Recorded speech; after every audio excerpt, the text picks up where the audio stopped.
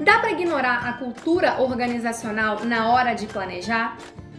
Claro que não. A cultura é essencial, ela é a alma da empresa e é exatamente sobre isso que nós vamos conversar no nosso vídeo de hoje.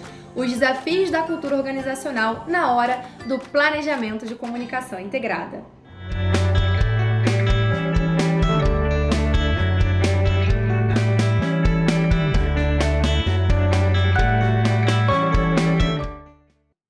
Olá, seja bem-vindo a mais um vídeo do nosso canal Comunicação Integrada, Cursos e Soluções. Eu sou Isabela Pimentel, professora, consultora, especialista em planejamento de comunicação integrada e gestão de projetos. Sabe aquela frase de que a cultura devora a estratégia no dia a dia? Pois é exatamente isso que acontece quando a gente faz uma campanha, uma ação ou uma iniciativa corporativa que não leva em consideração os aspectos e os traços daquilo que a gente chama de DNA da organização. Sabe o DNA? Exatamente, o mesmo DNA lá que explica, o nosso funcionamento enquanto seres humanos, aquilo que está na nossa raiz, na nossa origem, o nosso DNA. Essa analogia do DNA que vem da biologia também pode ser utilizada no contexto organizacional. E temos autores como a professora Marlene Marchiori, com várias obras sobre cultura organizacional, e ela fala exatamente isso. Não dá para planejar a comunicação sem considerar os ritos, os traços, o cotidiano e o comportamento. A cultura corporativa, ela não só está no discurso. A cultura corporativa, ela também faz-se presente nos conteúdos, no ambiente, na arquitetura física, nas trocas, nas interações, e tudo isso tem que estar muito bem alinhado ao planejamento de comunicação. E você deve estar se perguntando por quê? Por que a cultura tem tanto peso no planejamento de comunicação? Primeiro aspecto é: a empresa, para que não passe por crises, ela precisa comunicar aquilo que está em seu DNA, ou seja, os seus valores.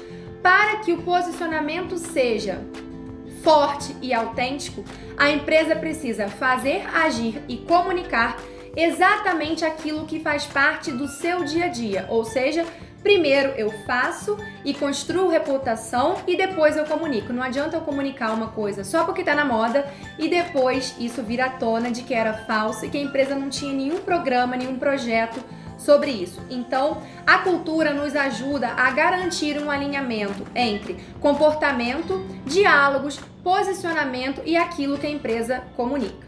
O segundo ponto é que quando você planeja a comunicação sem considerar a cultura, você corre o risco de querer ocupar um espaço que a sua empresa não ocupa e querer trazer um tema que não está no dia a dia, nas crenças e nos valores.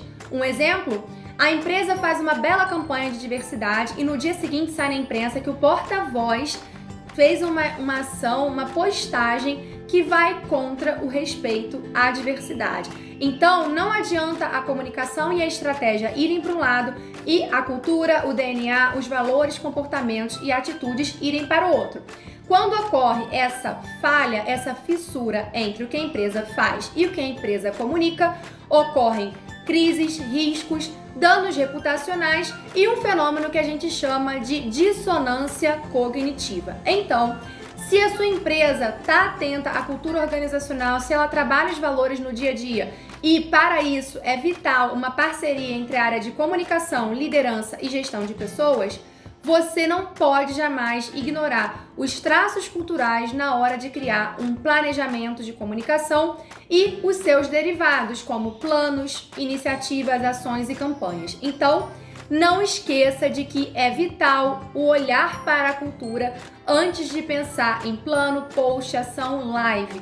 Senão, se a sua empresa ignora os traços culturais e o DNA, ela vai passar por uma crise, por um cancelamento, por um ruído, Então, muito cuidado com esse ponto ao longo dos projetos de comunicação em 2022. Se você é gestor de comunicação, marketing, RH e gostou desse vídeo, indica para um amigo, recomenda também a comunicação integrada nas demais redes sociais e não esqueça de que para termos resultados efetivos precisamos conectar pessoas e estratégias aos processos de comunicação integrada. Muito obrigada por nos acompanhar e até o nosso próximo vídeo. Até lá!